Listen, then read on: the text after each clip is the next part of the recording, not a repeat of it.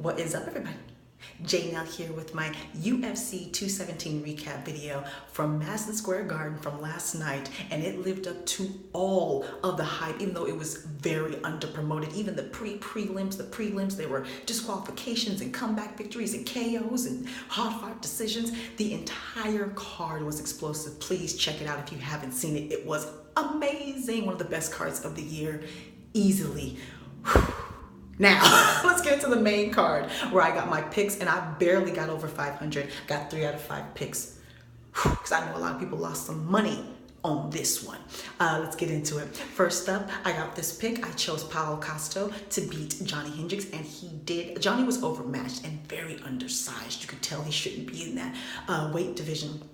Powell won the first round. He was quicker to the punch. He was sharper, had the better shot selection, had the harder, very powerful. Even the kicks that Johnny blocked moved his entire body. Everything he threw, you could hear. He has getting more diversity in his shots. He's only 25, 26 years old. So I'm interested to see how much better and how the new tools he'll acquire as we watch him on this journey. The end came in the second round here. Beginning of the second round, he clocked Johnny, stunned him back. Johnny was a scrapper though. Oh my God. The onslaught from Powell, just falling around that cage, landing shots, kicks, mixing it up. But Johnny was scrapping, throwing shots up against cage, level changing, moving, running, sliding. I mean, a lot of heart from Johnny. He looked better than he's looked. He was with Jackson Winklejohn for the last 10 days of this camp, and for the next camp, he'll be with him for a full camp because he's changed camps. So I am interested to see what he'll look like. Physically, he looked better than we've seen him in the last few fights, but again, overmatched. This was came from 2 uppercuts. One dropped him, and on the way down, Powell landed another one. Ref came in, stopped the fight. Great win and even then, Johnny Hendricks got a single leg and took Powell down. This was after it was over. So again, the fight we saw from Johnny Hendricks, I think he may have a renewed passion. Either way, great win for Powell. Who would you like to see him fight next? Next up, I got this pick. I chose Stephen Wonderboy Thompson to beat Jorge Masvidal. He did in a 3-round unanimous decision. Basically, Jorge was a little bit hesitant. He needed to eat a few to get some. He didn't really start doing that towards the end of the fight, but by then it was too late. Wonderboy was comfortable, and he ran into Wonderboy's underrated hands. Wonderboy actually stunned him quite a few times with the hands. So I agree with this victory. Good, hard-fought win for Wonderboy. Who would you like to see him fight next? Now, the first of these 3 spectacular title fights. Got this first one wrong. And new women's strawweight champion, Thug Rose Namajunas, and I'm excited. I clapped for her. I couldn't help. I like both these ladies. She took out former Joanna champion, now back to Joanna Jędrzejczyk. This ended in the first round. Oh my goodness, they're filling each other out. I thought that Joanna was going to be quicker hands. She did not. Thug Rose had the quicker hands. She's actually stunned her quite early on with the hands, knocked her back onto her butt. Even though Joanna was a little bit off balance, Joanna popped right back up, and they're going back at it again. Thought Joanna got a little overzealous. I think she wanted to get that back, and in doing so, she got clocked again from every time Rose would dart in with these jabs, dart in with these shots, and you forget she's a black belt in karate. She hits a lot harder than she looks like she did. Eventually, she clocked Joanna again. I believe it was with the left, or I think it was the right. Correct me if I'm wrong. She knocked Joanna down on the ground. She got on top, started raining down shots, and Joanna tapped from strikes.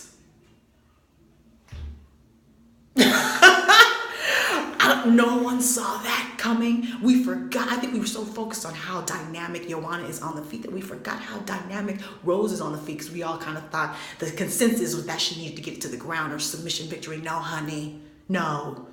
She just needed to believe in herself and realize her full potential, and she got this victory in the first round. And either way, I told you my prediction video, if Joanna beats the record, that's good. If Rose wins, this is a fresh new matchup for her. Afterwards, she didn't say much, and I'm hoping that with this championship, with being an ambassador for the sport now, she'll open up and begin to talk more, because people already like her. She has a great personality, so I just want her to open up more as far as Joanna's concerned. I didn't watch the post press conference yet. Someone let me know if she's going to stay in the division, move up in the division. She's got options. She gets a couple more wins. She may even go at Rose again. I would be down for it. I'd be down for anything. I'm hyped. Congratulations, Miss Thug Rose, 25 years old. Next up, next title shot. Got this one wrong as well. I was a little bit more nervous about this one, and I should have been. I was wrong. And new UFC bantamweight champion, Mr. TJ Dillashaw. He defeated Mr. Cody No Love Garbrandt in the second round. This fight lived up to all the hype from all that drama. Oh my goodness. First round, they're filling each other out.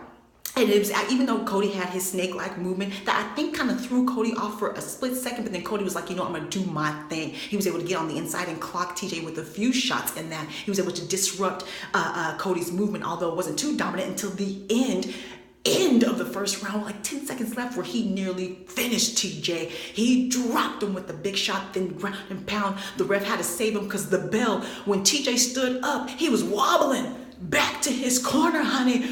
Whoa, Cody was talking trash at the end. He was like, I'm gonna get you. We're on fire. Second round comes, they're filling each other out. I think Cody got a little overzealous and he got reckless in the exchanges. There was exchanges throughout the whole time, and TJ kept the cooler head in this exchange, and he dropped Cody with a shot, with a punch. I believe it was a right that he got on top, and I believe he knocked Cody out and then back into consciousness because the ref gave him plenty of chances. I mean, he was just teeing off on Cody's head. And there was one moment where Cody's head kind of went limp. So I actually think that TJ knocked him out and then knocked him back in. Either way, ref stopped the fight and knew. Cody jumped up, got in TJ's face. TJ was like, you gonna choke me? You gonna grab me by the throat? You know that's what he was thinking. You gonna grab me? You gonna grab me by the throat? Then he ran around the cage. And then I believe it was TJ's brother who was on the outside, who was in the corner, who was yelling at Cody. And then Cody went to go yell at him. They were like, no. We got to check you out, Cody. We got to drama even afterwards. So and they did. They hugged and they did do the sportsman-like thing, but I don't think this rivalry is over by a long shot. And due to the fact that Cody nearly finished him in the first round and won the first round, I wouldn't be surprised if we see an automatic rematch. If Cody wins another one, I'm down. I don't care. I'm just pumped. We're in the bar. By this time, the bar's going crazy. We are pumped. What would you like to see next? An immediate rematch? Want Cody to get one first? Come back. This is Cody's first loss. He gets really emotional. He lost his head in there, got reckless, and that's why he got knocked out. So again, I think this will be good for him. I think he will be better for it. I want to see these two fight again. Again, I said I needed Cody to win because I believe he's truly a star, but at 26 years old, maybe his path to stardom is just a little bit longer. Maybe this just isn't the path of that, because Cody has that thing where you'll pay to see him win and you'll pay to see him lose. The UFC needs more of that, more polarizing stars where you'll pay either way. You know, with Conor flexing his muscles now, with John not being in it, we don't have that. I think Cody has that. Look, he had the crowd chanting, F you, TJ. The whole crowd. So TJ's liked, he's got a little bit of star power, but I just think that Cody's got that casual fans will know the guy with the tattoos thing. So great win for TJ. The drama's still there. I'm still a fan of Cody Garbrandt, even afterwards with his little douchebag self. Congratulations, two-time champ, Dillashaw. Now, main event. This is the one I was the most nervous about. And this is the one that I got. And new UFC middleweight champion. Successful return after 4 years of Mr. George St. Pierre, GSP, successfully defeated Mr. The Count, Michael Bisping. Let's get into it. This fight, people thought this was going to be the dud. People thought people didn't know who GSP wasn't anymore. Please, people were chanting GSP throughout this entire fight. The crowd was rocking GSP and booing Bisping. So that's kill that. He's still a star. This fight was way more entertaining than even I thought it would be. First round, GSP wins this first round. I think Michael was expecting the takedown, so he's a little bit hesitant. But GSP was clocking him with the hands. He had some slick jabs that he was landing, some nice overhands that he was landing, some kicks there. Michael was, of course, giving it back. This wasn't by no means a dominant round. He took him down. Michael popped right back up. Again, the crowd, everything GSP did successfully, the crowd reacted. So you gotta kill that noise that he's not a star anymore. Took him down, successfully popped right back up, but he got the better of the stand-up game. Michael looked thrown off. But by the end of that first round, GSP was big. He had all that extra weight because he did a new weight class. By the end of that first round, GSP was tired.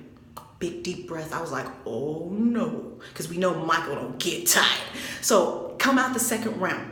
More of the same, except for Michael's actually settling in now. Now he's pushing forward. Now he's got the high activity with his little jerky movements. He's throwing those kicks out there. He's pushing GSP back. GSP's still giving a little bit forward. He manages to take him down again, holds him down for a little bit, then Michael pops right back up. Michael starts to land some significant shots in this second round, and I believe Michael steals the second round from GSP. GSP's looking worse for the wear. He's significantly slower, noticeably more tired. I'm like, uh-oh, I'm gonna lose all three of these championship picks. Third round, GSP manages to take Michael Bisping down in the center of the octagon and keep him there. But he got the worst of it. Michael from the bottom started messing him up with elbows, slicing him up with elbows, drew blood dripping all over Michael from GSP. GSP was like, okay, let me return some elbows because he is messing me up. Michael gets back up to his feet, and it is GSP who is worse for the wear from that takedown. Blood cuts dripping all down his face, down his chest. I'm like, oh no, I'm about to lose all three of these title picks. They go back and forth. Bisping's got more confidence. I think he can sense that GSP's tired. He knows he got the better of that ground game. He knows he sliced them up. He's coming forward. They're going back. GSP still, he's throwing way more into those overhands now because he's thinking, I'm going to have to finish this shot, this fight. He's missing awkwardly. I'm thinking, oh no, he's going to get caught with a counter. He lands a left that stuns Michael Bisping, puts him down on his butt. Then he gets on top, rains down. Elbow after elbow after elbow after elbow. He got back all those elbows plus 10. Then he's raining down shots. Clean to the face. Michael Bisping has a heck of a chin. He wasn't going out. His face is being battered. GSP's like, okay, this isn't working. Let me throw a little trick on you. Let me get up and let you think I'm going to give you some space. Michael kicks his leg like he's going to try to get up or something. GSP moves the leg over, steps over, grabs the back, and arm completely underneath the chin. Michael Bisping's like, I ain't no punk. GSP chokes him all the way out. Sleep. Third round. Crowd going crazy. The bar going crazy. I'm up, clapping, jumping up. Wow. Great fight. For Dana White, you would not want to promote this thinking people not caring. This was a fantastic event. Wow. All three title fights. Wow. GSP's return. Wow. Robert Whittaker waiting in the wings, baby. You lucky you fought Michael Bisping first. Ha ha! Now, let me know how you did on all your picks. Did you barely survive like me, or did you lose some money or something like that? Because I know a lot of people got a lot of things wrong on this one. Let me know what you thought about the prelims and the undercards. They were great too. OSP stepping in late notice. Looked like Corey Anderson was going to get the best of him, and then he lands a leg kick that was... Okay, so please let me know what you thought of this entire event, especially the main card, especially these three magnificent title fights. 3 title fights, 3 new champions.